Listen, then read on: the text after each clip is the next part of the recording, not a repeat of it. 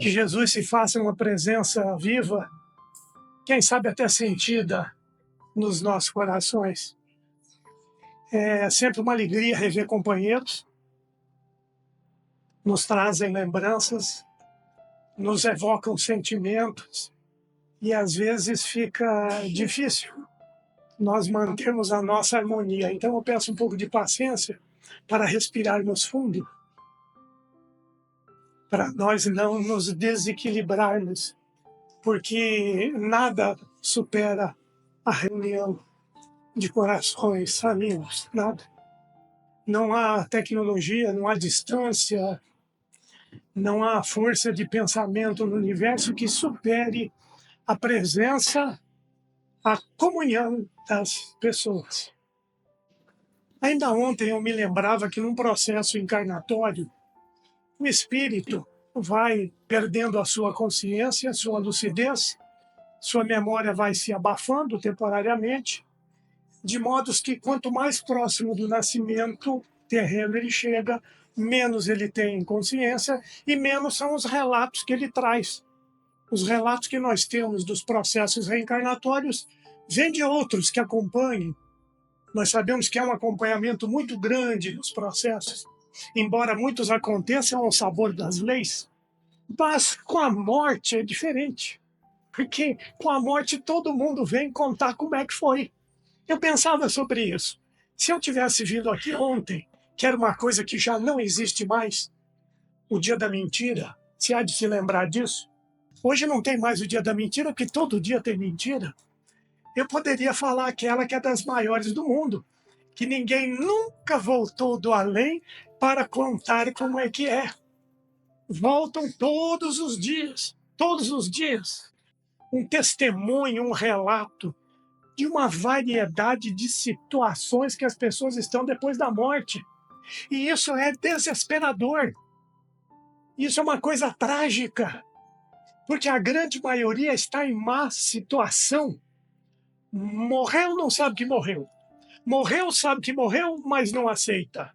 Morreu, não quer seguir adiante. A tal da luz, vamos seguir a luz. Quer ficar em casa aborrecendo os parentes. Morreu e traz o coração cheio de mágoa, de amargura, de revolta, de incompreensão. Traz a mente perturbada por lembranças delituosas de um passado menos nobre. E isso demonstra que nós estamos morrendo muito mal. As religiões, de modo geral, as filosofias espiritualistas, nos garantem há milênios de que a vida continua, de que a pessoa não é o corpo, é a alma, tem o nome que quiserem dar. E nós ainda estamos atabalhoados, atrapalhados, não sabemos morrer, porque provavelmente não sabemos viver. E aí eu fiquei pensando, o que é que nós andamos buscando na vida de modo geral e nos templos religiosos de modo especial, particular? O que é que nós temos buscado na nossa vida? A maioria preocupações até naturais, que são da experiência material, mas de forma exagerada. Buscamos o conforto, o bem-estar. Dizemos que buscamos a saúde, embora seja uma das grandes mentiras, porque a maioria de nós trabalha contra a nossa própria saúde, pelos abusos que cometemos de variadas ordens, pelo hábito, mania, vício de acalentarmos mágoa, ódio, de não perdoarmos, de trazermos o coração pesado. Isso tudo repercute no corpo físico. Nasce na alma, porque tudo vem da alma, e repercute nos meandros, na intimidade do ser. E depois nós dizemos que buscamos a saúde. Buscamos a saúde de certa forma, né? A vida não sedentária, a vida das academias, que é muito comum, alimentação disso, daquilo, mas aquilo que é mais importante, nós deixamos de buscar, de procurar. E nos templos, então, parece que a coisa piora, porque as pessoas vêm buscar coisas que os templos não podem nos oferecer, seja de qualquer denominação religiosa, filosófica. Porque a maioria de nós o que procura nos templos, nas igrejas, nas sinagogas, nos centros espíritas, nos terreiros de Umbanda, de Candomblé, o que a maioria de nós procura? Prodígios, fenômenos, curas, milagres, quebra das leis naturais, satisfação dos nossos gostos e desejos. Alguém disse esses dias que espiritualidade é você fazer o que precisa fazer e não o que você quer fazer. Olha que interessante. Tem muitas definições para espiritualidade. Quem de nós pensa, eu vou fazer o que eu preciso fazer? A maioria quer fazer o que eu quero fazer, o que eu desejo, o que eu gosto, o que me dá prazer, o que eu acho que é bom. E eu trago essa mentalidade para dentro das casas religiosas. 2 momentos que nós separamos do Evangelho, porque o Evangelho é a nossa base.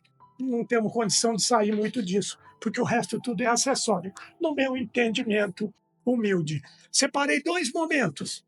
Em Cafarnaum, você fala de Cafarnaum, eu arrepio. Você fala da Galileia, eu arrepio, não sei porquê. Acho que eu li muita história de lá. E a história é comovente. Não há uma história que tenha durado tanto no tempo da humanidade que nem essa e que toque tantos corações. A multidão procura por Jesus em Cafarnaum e ao encontrá-lo, o que pedem? Ó mestre, que fareis hoje? Que prodígios, que milagres, que maravilhas o Senhor vai fazer hoje para que possamos acreditar em Ti? Ora, Moisés deu para os nossos pais o maná no deserto. E o Senhor vai dar o quê? E Jesus vai dizer, ó, primeiro, quem deu o maná do deserto não foi Moisés, não. Foi Deus. Porque as coisas nobres, importantes, as coisas do alto, vêm de Deus para a alimentação do Espírito. Então, primeira coisa, é Deus quem dá o alimento que nós precisamos. E aí ele vai, estou resumindo, é claro, ele vai terminar dizendo, eu sou o pão da vida.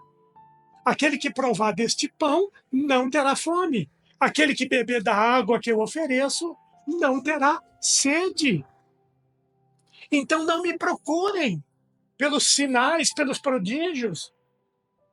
Quantas vezes a gente vem num centro espírita esperando a comunicação de papai, de vovô, de mamãe, a manifestação do Espírito. E num outro momento que nós separamos, que as pessoas vão a Jesus pedindo sinais. Quantas vezes a gente está orando diante de uma dificuldade? Senhor, me dá um sinal do que eu devo fazer. Eu acho que devia aparecer um santo ali, um espírito, e falar, pô, você não sabe fazer até hoje com essa idade toda, com toda a tua experiência de vida, com tudo que você leu, com todas as religiões que você já frequentou, você não sabe o que tem que fazer, criatura de Deus. E aquele pessoal estava naquele estertor, naquele momento final de dor, de sofrimento de Jesus. E alguns olharam para o Cristo e disseram, ó Cristo, ó Rei de Israel, desça agora da cruz para que o vejamos e acreditemos. Eram os sacerdotes que zombavam de Jesus, como muitos que ali estavam, aqueles que se fizeram surdos e cegos à boa nova. Pediu um sinal, uma distração. Sinais são distrações. Sinais muitas vezes são ilusões que nós alimentamos a expectativa e já nos foi falado que a mãe de todas as frustrações é a expectativa. E aquele pessoal ali escarnecendo, era um escárnio, uma zombaria de Jesus. Ah, você não é o Cristo, não é o Rei? Sai daí! Mostra, prova, apresenta um fenômeno, um milagre, derroga as leis naturais. Que triste isso, né, gente? Para os espíritos, a religião, olha que coisa interessante. Eu nunca tinha pensado desse jeito, até o dia que eu li isso. Para os espíritos, a religião é a ciência do aperfeiçoamento moral. Ciência como um conhecimento organizado para o aperfeiçoamento moral. E Emmanuel ainda diz mais, o Evangelho é um curso avançado de autoiluminação. Já tínhamos pensado no Evangelho assim? Ou como apenas uma peça religiosa, algo para os templos, algo para a igreja, um falatório moral, autoiluminação, mesmo porque não há iluminação de fora, isso é uma ilusão. De fora vem conhecimento, vem experiências, mas o processo é íntimo. Então, diante dessas duas colocações, a ciência do aperfeiçoamento moral, a autoiluminação, nós já sabemos o que temos que buscar nos templos. É o lugar de congraçamento, de comunhão, de encontro, de abastecimento, de renovação de energias. Mas a vida é vivida lá fora, no dia a dia, no trabalho, na convivência familiar. Gosto muito de dizer, já levei pedrada por causa disso, a vida não cabe dentro do espiritismo. É o espiritismo que cabe dentro da vida. A vida é maior do que tudo. A vida acontece nas coisas comuns. O processo de espiritualização não está preso a nenhum caminho evolutivo, nenhum caminho espiritual. Está preso na vivência comum das rotinas do dia, do acordar, do trabalhar, do conviver, do bem-fazer, das experiências. Materialismo ou materialidade significa experiência transitória, é só isso. Toda matéria é uma experiência transitória que vem a nosso benefício, que nós vamos aproveitar melhor ou pior, vamos sair com louvor ou com deméritos, mas são experiências. Ora a experiência da riqueza, ora da pobreza, ora do apego, ora da conquista, da realização, ora do fracasso. São experiências a que estamos expostos. E é nessa vivência natural, comum, que nós vamos crescendo, despertando, amadurecendo. Então nós já podemos delinear o que devemos buscar nos tempos. É claro que há momentos de desespero, há momentos que nós temos que rezar para qualquer santo do nosso entendimento, na hora das aflições, porque ainda compreendemos muito mal a vida. Dizemos que confiamos em Deus, mas não confiamos, porque basta a coisa ficar ruim. Oh, meu Deus, por que comigo? Por que deixaste acontecer? Por que nasci nesta família? Por que casei com essa pessoa? Por que descasei daquela outra? Por que a minha vida é nada? Ontem um espírito. Gosto muito dos espíritos, viu, gente? Todos somos espíritos, morde todo mundo. Né? O sujeito reclamava que a sua vida nada ia para frente, que ele parou de pedir, porque ele pediu tanto que ele ficou com a ideia que cada vez que ele pedia, vinha uma coisa ao contrário, e a vida dele só andava para trás. Aí o interlocutor perguntou ao espírito: você já pediu paciência a Deus? Ele, epa, engasgou. Quem é que lembra de pedir paciência nas horas amargas? Quem é que lembra de pedir coragem para enfrentar e resolver a problemática? Não há uma só criatura no mundo que não tenha problemas. Não existe. Não existe alguém isento. Vamos ter hora mais, hora menos, de acordo com as situações, com as experiências, com as circunstâncias, com a época, com a necessidade. Mas ninguém está isento disso. Então, nós trazemos o alerta de Paulo de Tarso. Bom é que o coração se fortifique com graça e não com alimentos que de nada aproveitaram aos que a eles se entregaram. Nós já sabemos que a paz do mundo é relativa, transitória e imperfeita. O alimento que o mundo pode nos oferecer é complicado. Nós precisamos prestar atenção no alimento espiritual, porque nós temos o alimento espiritual evidente e temos o alimento material. Nem no material nós conseguimos equacionar. Eu gosto de coisas populares. Comemos demais, bebemos demais, dormimos de menos, às vezes trabalhamos exageradamente. Mas são coisas transitórias, são coisas que pertencem à matéria. Mas nós sabemos a matéria é experiência transitória, acabou. Né? E a alma, e o espírito, que precisa se engrandecer. Qual é a importância de você saber que eu estou aqui para melhorar e tenho que trabalhar para isso? No mínimo, você vai sofrer menos. Se você trabalhar para ser uma pessoa melhor, você vai sofrer menos.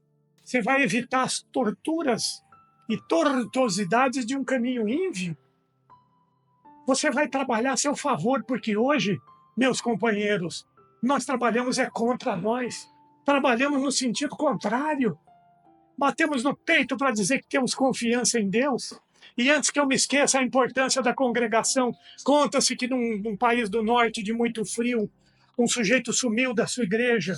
O sujeito sumiu da igreja e o pastor ou padre, fosse o que fosse, preocupado, foi até a casa dele. Ele já é uma pessoa mais velha, uma noite de muito frio, estava sentado na lareira e dizendo: olha, eu não vou mais ao culto porque eu já estou velho. Eu estou cansado, faz muito frio, mas olha, tirou debaixo da cadeira a Bíblia. Eu continuo lendo e estudando. E aquele pastor, que era um homem de sabedoria, ou fosse um padre, não me lembro, ele viu na lareira, né, aquelas brasas, aquela coisa fumegante, aquele calor, e ele vai lá com uma pazinha, uma coisa qualquer, tira e põe perto da janela e abre a janela. Em poucos momentos, aquela brasa foi esfriando, esfriando. E ele falou: olha lá, olha o que acontece quando a gente se afasta do núcleo que nos aquece, que nos fortalece, que nos motiva, que nos incentiva, que nos renova o ânimo. Porque a comunidade comum, comunidade é isso, gente. Não é apenas um aglomerado de pessoas. Nós já sabemos, inclusive, que as nossas mentalizações ganham vida, que os nossos sentimentos se espalham e formam ambientes. Então, o sujeito, mesmo que ele estivesse velho, cansado, era importante que ele se fizesse uma presença naquela comunidade. Porque nós, quando ficamos sozinhos, gente, tendemos a desanimar se a coisa estiver muito pesada. E ficar sozinho é um termo impróprio para o espiritismo, que ninguém nunca está sozinho, estamos cercados por nuvens de testemunhas, há espíritos por toda parte. Então imagina o sujeito triste, não tem ninguém para consolá-lo, para animá-lo, não escuta uma palavra que possa elevar o ânimo, não vê um caso de alguém que está muito pior do que ele e poderia lhe trazer algum acalento, a coisa não está tão ruim assim, e logo, logo ele vai atrair pessoas que adoram ficar do mesmo jeito. Oh, como nós gostamos de vitimização, de sofrimento. Ai, meu Deus do céu, o Senhor não olhou para mim, Deus esqueceu de mim, a minha vida nada nunca deu certo. Inclusive o camarada de ontem falava: "Ah, mas não é possível, meu filho, não teve um momento na sua vida que deu certo?" Quase que alguém perguntou: quando você nasceu direitinho? Como é que foi? Deu trabalho para nascer também? E as outras encarnações, meu Deus do céu? Que isso é uma outra coisa grave, o espírito morre, a sua memória não é uma coisa automática. São espíritos mais evoluídos, o resto o trem vem devagar, às vezes nem vem uma, duas, três encarnações, o sujeito não lembra, ele está ali que nem um abestado, ele não sabe de nada, ele já viveu muitas vezes, já morreu, já nasceu, já renasceu. Então nós precisamos dar um jeito de melhorar isso. Quais têm sido os nossos alimentos da alma? As ilusões, as distrações, porque o povo ali pedindo que Jesus descesse da cruz era uma distração. Imagina, esse homem vai sair todo pregado, toda cara de sofrimento, imagina a cena, né? Língua de fora, eu acho que sempre quando morre a pessoa põe a língua de fora. Uma distração, uma ilusão.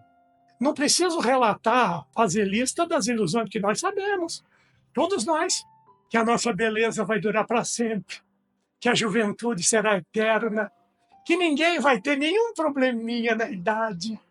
Se eu acho o nego que falou que depois de 60 anos é melhor idade, porque os problemas vêm, as doenças vêm, o corpo decai, as energias tendem a subir. Isso é um processo natural que as pessoas às vezes não entendem.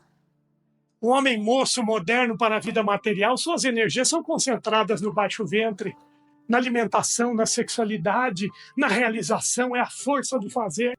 Conforme ele vai envelhecendo, aquilo tem que subir, aquilo tem que se elevar. É o tempo da cultura, das artes, da alma, do amadurecimento, da tolerância, do perdão. O idoso tende a deixar, quando ele é mais ou menos normal, tende a deixar as coisas para lá, não fica tão preocupado. Já viveu muitas vezes, já saiu de muitas experiências tormentosas naquela própria vida. Então nós deveríamos ser assim. Mas as pessoas tendem a querer recomeçar a vida. Olha para aquela senhora em casa, aquela velhinha. Eu não posso falar mal nem de mulher, nem de sogra, porque a minha mulher vai onde eu vou. E a minha sogra é possível que esteja atrás de mim, mesmo desencarnada. A melhor sogra do mundo, nunca brigamos. Eu morava aqui, ela morava em Três Pontas. Uma doçura de pessoa. Então eu não costumo falar. Mas às vezes o sujeito olha e fala: essa velha tá velha mesmo, hein? 60, hein? Aquela velha piada, vou arrumar duas de 30, né, uma de 20, aí começa de novo. Filhos, ai que maravilha! Vamos acordar de noite, trocar fralda, vamos ao médico, vamos acompanhar na escola. Aí vai lá vovô com o filhinho. Aí passa vergonha, não estou criticando ninguém, viu, gente? Porque eu tinha um tio que ele ficava doido. Quando ele chegava no hotel com a sua mulher e perguntavam para ele: o senhor e a sua neta vão ficar onde? O homem ficava: que neta, coisa nenhuma. Né? A pessoa não aceita aquela condição. Uma coisa importante de entendermos: não dá para assimilar as experiências religiosas apenas por vias intelectuais ou pela simples presença no templo. Por mais que estudemos, por mais que se apregoe a importância do estudo, que realmente é importante, o estudo de tudo, não é só o estudo doutrinário específico. Nós temos que abrir a mente, temos que conhecer de um tudo. Experiências religiosas têm que ser cravadas na intimidade do ser. Não adianta, a razão não alcança certas coisas, mesmo porque a razão é limitada ao conhecimento. E o conhecimento humano ele vai devagar, passo a passo. Então, para você fixar esses valores, é preciso o que ele começou a dizer. É preciso presença, é preciso entrega, integração. Aí, como eu gosto muito de padre, gosto de pastor também, gosto de um monte de gente, eu anotei um caso aqui muito interessante. O padre contando que um seu fiel, seu paroquiano, chegou para ele e não perguntou se ele não se espantava, não ficava surpreso quando acontecia algum milagre durante a missa. E o padre olhou para ele e falou: não, ao contrário, meu filho, eu fico surpreso quando não acontece. Como quando não acontece? Falou: vou lhe explicar por quê. Você torce para algum time de futebol? Claro, meu time é tal. Quando vai chegando a final do campeonato, como é que você faz? Procuro comprar ingresso antecipado, ingresso mais caro. Me preparo para ir ao campo, visto o manto, que vocês sabem que roupa de futebol, né, é manto, visto o manto sagrado, e se você vai lá, chega 1, 2, 5 horas antes e fica na fila, e não reclama. Estão naquela euforia, naquela alegria. Que maravilha, hoje o time joga. E não importa muito se ganhar melhor, mas se perder, 10 minutos de raiva, depois culpa o juiz, que é mais fácil, culpa alguém. Você está entusiasmado, você participa. Mas o que tem isso a ver, padre? E quando você vem na igreja? Você chega aqui, já olha o padre e fala: ih, cuidado que isso serve para vocês também, hein, gente? E esse padre fala muito. Então, você chega lá e começa a olhar no relógio. O padre não vai acabar de falar isso, o padre falando com ele, mas serve para nós. Quantas vezes a gente observa, hoje eu já não enxergo quase mais nada. E isso é ruim para mim, porque eu gosto de ver a cara das pessoas. Se a cara estiver ruim, eu mudo de assunto. Mas dá para ver o pezinho balançando. Tem alguém balançando o pezinho aí? Não. Quando começa a passar a hora, a pessoa cruza a perninha e começa a balançar a perna. Né? Então a gente já sabe que é sinal que está falando demais. E aquele sujeito ficou estarrecido e ele continuou rindo. Ele falou: sabe o que faltou na hora da missa, ou na hora do centro, ou na hora da palestra, ou na hora do culto? Faltou comunhão. E ele logo foi explicando. Não é a comunhão, a cerimônia específica, o ritual da Eucaristia, da transubstanciação, da ordem. Não é essa comunhão que ele falava. Faltou a comunhão no sentido de união, no sentido de integração, identificação. Eu fui anotando tudo que fala de comunhão. Desenvolvimento de algo em conjunto, união, ligação e mais, no sentido bíblico. Vínculo de amor e confiança. Isso é uma coisa gravíssima. Nós não temos isso nem com Deus, vínculo de amor e confiança. Porque basta acontecer algo que nos desagrada e acabou a confiança. Acabou, não começou o temor. Eu vou procurar de um tudo para me livrar daquilo, menos pedir a Deus que me dê aceitação, que me dê compreensão daquilo, que me dê força. Então faltou comunhão. No sentido bíblico, vínculo de amor, compartilhamento de pensamentos e sentimentos e experiências com Deus. Vocês já imaginaram? Eu quero uma orientação para viver, mas eu chego aqui com a cabeça cheia de problema, pensando no que eu vou fazer amanhã, na discussão que eu vou ter hoje à noite, na minha doença que eu não sei se vai curar, se não vai. E eu venho aqui, eu quero o quê? As vias da intuição e da inspiração ficam bloqueadas. Não há presença, não há atenção, não há integração. Muitas vezes as pessoas antes perguntavam. Nós trouxemos muitos hábitos que vieram do catolicismo, mas muitos têm razão de ser. Por que se faz uma prece em voz alta? Tem gente hoje que critica isso. A questão da prece. Isso é coisa de rezador, né? Naquele momento da prece, o camarada está direcionando as mentes e os corações das pessoas. Vamos elevar o pensamento a Deus. Que Jesus seja a presença viva. Ele está canalizando, ele está cortando. É o mesmo efeito da mensagenzinha que as casas se esforçam, imprimem, entregam na porta. Não estou fazendo divulgação doutrinária. Nenhuma, isso é propaganda, não é divulgação. Divulgação de uma doutrina só se faz estudando e fazendo estudar. Na verdade, aquele pedacinho está te convidando a parar de pensar na tua problemática por alguns momentos.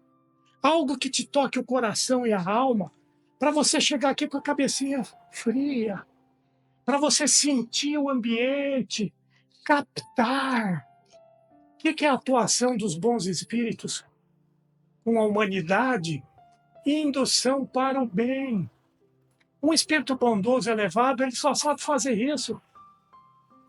Qual é a felicidade dos espíritos de pureza perfeita? É fazer o bem. A sua felicidade verdadeira consiste em fazer o bem.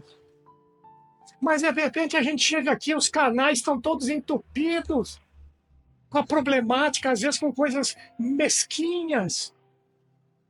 Conto um caso de 2 amigos, um muito amigo já desencarnado, numa palestra, num estudo, o salão cheio, e os 2 lá atrás conversando sobre venda de terreno. E na frente tinha um sujeito que nós conhecemos na história, vivia um drama terrível naquele momento, uma coisa de aflição, de dor, naqueles momentos que a pessoa pensa em desistir. E eu fiquei pensando, onde ele deve estar prestando atenção? No sujeito falando lá na frente ou no outro falando que o terreno vale o tanto? Essa pessoa teve uma comunhão de pensamentos, de ideias, de sentimentos. Ela aderiu a esse ambiente psíquico que se forma nos templos. Toda casa de oração, todo templo, seja igreja, sinagoga, seja lá o que for, todos têm assistência espiritual. O que acontece quando aquele evangélico de coração vai na reunião do louvor, onde ele canta? Quantas vezes o sujeito arrepia com aquelas músicas? Quantas vezes nós escutamos uma música, seja uma música comum, secular, seja uma música religiosa, e aquilo parece que nos eleva a alma? Quantas vezes? Porque a música tem esse condão, né? A música tem a ver com religiosidade desde o princípio dos tempos, porque a pessoa está comungando, está repartindo, está unindo, se entrosou naquele ambiente. Então, uma coisa que eu sempre penso, imagino, porque isso foi acontecendo comigo. Eu não via o dia de chegar ao dia de ir no centro. Quando algum louco lá atrás falou que era para eu fazer uma palestra, que eu quase não voltei no centro, que eu falei, eu já vi que aqui tudo é mentiroso, esse homem é louco. Eu vou fazer palestra. Se eu entrasse num ambiente com 3 pessoas, numa repartição, eu não falava, precisam ter só 2 no máximo. Esse homem está doido. Então, naquele tempo, quando ia chegando o dia da palestra, o sofrimento, dava vontade de fugir mesmo. Daí eu não suportava, eu já ficava um mês antes pensando, saía lá a programação, inclusive falávamos em todos os centros, e aquilo era um sofrimento, mas quando eu fui tomando gosto pela coisa, quando eu fui entendendo o que é um centro espírita, para que serve um centro espírita, e que aquilo era bom para mim, não era para os outros, eu não via a hora de chegar. Então nós devemos procurar desenvolver esse espírito. Hoje é o dia de ir no centro, oba! Hoje eu vou rever companheiros, eu vou receber boas influências, porque má influência, distração, convite que não presta, tá cheio por aí, ué. Eu posso ficar lá dentro da minha casa, ainda mais hoje em dia com essa facilidade tecnológica aí, né? O mal se insinua por todo lado, eu não preciso nem sair de casa. Então nós precisamos começar a aprender a gostar, a amar o centro e as pessoas. Entender que isso é uma obra coletiva. Não há obra individual em termos de espiritualidade. Isso é tolice. O sujeito se achar missionário é problema de ego. Toda obra é conjunta, porque somos membros uns dos outros. Nós influenciamos uns aos outros. Tempo virá em que a mediunidade vai ser desconsiderada como algo extraordinário, porque todos somos médiuns. Não, talvez o médium da mesa mediúnica que vai fazer um atendimento fraterno ao espírito que está em sofrimento. Mas um sujeito, quando está escrevendo um texto, um livro, um assunto de jornal, ele jamais está sozinho. Não há gênios solitários, isso é tolice. Nós captamos. E olha que passagem significativa. Jesus no horto. A multidão vem atrás dele. Os fariseus, sempre a culpa é dos fariseus. Nem sei se foram coitados, mas são os fariseus. Os discípulos, os seguidores, estavam pregando, falando. E um fariseu diz para ele: manda teus discípulos calarem a boca. E Jesus vai dizer: se eles calarem, as pedras falarão. As pedras representam a matéria. Você sabia que o nome física da ciência física, a origem dela é natureza? A natureza vai falar. Há pouco tempo descobriram um conjunto de genes. Só os médiuns têm. Isso é científico, gente. Isso é as pedras falando. O sujeito resolveu, vamos acabar com esse negócio de mediunidade. Pegou não sei quantas famílias. Aquele que se dizia médium, o critério era, podia ser qualquer idade, qualquer situação, mas desde que trabalhasse num centro espírita regularmente como médium. Podia ser centro de Umbanda, centro kardeciano, podia ser o que fosse. E eles pegaram o DNA daquele sujeito, vocês não viram isso por aí? Eles pegaram o gene do camarada e pegaram o do irmão, da irmã, da mãe, do pai. Só o médium tem aqueles 33 genes modificados. Aí despertou, falou: ó, o cara está dizendo que é médium, tem alguma coisa no sangue dele que está dizendo que ele é diferente do outro. Então já começa a se estudar isso. Procurem na internet, vocês vão achar com muita facilidade. Professor Miguel Nicoledes, é um brasileiro, professor de neurociência, 30 anos, pesquisa e estudo numa universidade dos Estados Unidos, na Carolina do Sul. Ele foi o homem que desenvolveu aquele elemento intermediário entre cérebro e máquina, interface. Ele foi o sujeito que fez aquele exoesqueleto, que fez o paraplégico andar, que mostraram na Copa de 2014, muito mal reconhecido no Brasil, diga-se de passagem. Ele desenvolveu, com o avanço da neurociência, eles conseguiram identificar nos processos de captação elétrica do cérebro, porque o cérebro tem eletricidade, e aquilo é passado num programa de computador e vai para um desenho e ilumina a área que está funcionando. Ele chegou à conclusão, fez com bichos, fez com pessoas, que quando se forma um grupo, os cérebro físico, entram em sincronismo, passa a acender, a reagir da mesma forma, independente da formação cultural, intelectual, religiosa. Então ele está achando, isso está sugerindo que os grupos se formam por essa sincronização de cérebros. Ora, no Espiritismo nós já conhecemos isso faz 200 anos. Nós chamamos de quê? Sintonia e afinidade. Então, se as pessoas não começarem a compreender disso, a ciência vai nos alcançar. A ciência se manteve longe dos processos mediúnicos porque as religiões se apoderaram da mediunidade. Então a ciência não se mete. Mas na medida que as coisas vão aparecendo e surgindo, nós vamos perdendo essa aura de mistério, de coisa sobrenatural. Médium é médium, todo mundo é médium. Ah, mas tem médium que tem compromisso? Sim, tem. Tem engenheiro que tem compromisso, tem pintor que tem compromisso. Então nós precisamos entender, aqui nós realizamos um processo mediúnico de entrosamento, de comunhão. Estamos trocando ideias, sentimentos, e nem percebemos. E quantas pessoas não nos dão esse testemunho, que saem daqui mais leves, melhores do que quando chegaram. Tem pessoas que dão testemunhos incríveis, pessoas que estavam com ideias muito atrapalhadas, que fariam após sair do centro e depois aquieta o coração. Pessoas que estavam a ponto de cometer delitos, mas tiveram a sua mente aquietada, seu coração acalmado, por uma conversa que teve com um sujeito que estava ali disposto a ouvir a pessoa. Vamos vir ao centro com mais ânimo. Olha, vamos ver, quem sabe se dessa vez, não precisa ter um sinal, Senhor, mas os Espíritos dão uma forcinha aí, alguma coisa, porque os Espíritos nos ajudam, gente. Kardec indaga isso. Kardec deve ter sofrido cão naquela época tão desastrosa da humanidade, de perseguições religiosas, de guerras. O Espiritismo não se produziu na França de tanta guerra, aquele povo não acreditava nem em Deus mais, de tanta fome, peste e miséria, não tinha como acreditar. Então Kardec vai lá ressabiado, que tinha uma vida um tanto quanto penosa, sob certo ponto de vista, e ele pergunta: os espíritos se interessam pelos nossos problemas materiais? E eles responderam o quê? Não se interessar seria não te amar. Vamos perder essa aura de mistério, de espírito de barba branca, vestido de branco. Se tem uma coisa que eu não assisto mais é filme espírita, viu, gente? Todo mundo é de branco. Todo mundo é cheio de rapapés e mesuras. Pelo amor de Deus, para com isso. Que branco, meu filho. Que branco. Ah, branco é a cor da pureza. Pelo amor de Deus. Acorda, espírito é gente. Há anos atrás eu lancei uma campanha que espírito também é gente. Vamos parar de chamar espírito de entidade, de não sei o quê. Espírito é gente, é um fulano, é uma pessoa.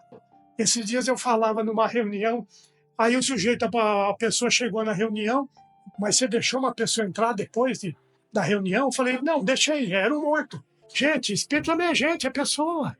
Para que essa coisa toda? Mediunidade é a coisa mais comum. Ah, precisa desenvolver a mediunidade. Para com essa bobagem. Tem que desenvolver a pessoa. A pessoa que precisa se desenvolver. Precisa educar sua mediunidade. Precisa educar a pessoa que é deseducada. Porque, venhamos, Pedro, que me desculpe, mas essa turma aqui do Brasil, pelo amor de Deus, quanta indisciplina. Quanta indisciplina. Eu cheguei a acreditar naquela história que Deus aqui não pôs terremoto, não pôs tsunami, mas olha o povinho. Espera o povinho que eu vou por aí. Eu achava que isso era uma piada, gente. Nós somos indisciplinados e irreverentes. Fazemos piada com tudo. De certa forma é até bom, né? Alivia um pouco a coisa, né? Mas, gente, pelo amor de Deus, nós somos almas imortais. Estamos aqui numa breve passagem, uma passagem irrisória. O que são 70, 80, 100 anos? As pessoas querendo viver para sempre. A pessoa quer viver. Ai, vem uma alegria, fulano tem 100 anos. Se fosse 100 anos assim com essa... Como é que o povo fala? Corpite de toureiro espanhol. Se fosse assim, uma beleza. Mas todo encarquilhado, todo cheio de coisa. Velho, ninguém quer conversar com velho. Eu vejo isso na minha casa, gente. Você vai numa reunião, ninguém vem conversar com velho. As crianças pequenas vêm, mas basta crescer um pouquinho. Se você não entender de tablet, videogame, money, não sei o quê, você não conversa com essas crianças. E o sujeito quer viver 100 anos para quê? Acorda, criatura. Viva 50 ou 60 bem vivido, que a hora que você desencarnar, você vai estar bonitão do lado de lá. Tenha uma folha de serviço razoável, não precisa ser perfeito, que nem Deus pede perfeição. Mas faça mais o bem do que o mal. Evite o tanto quanto possível de fazer o mal.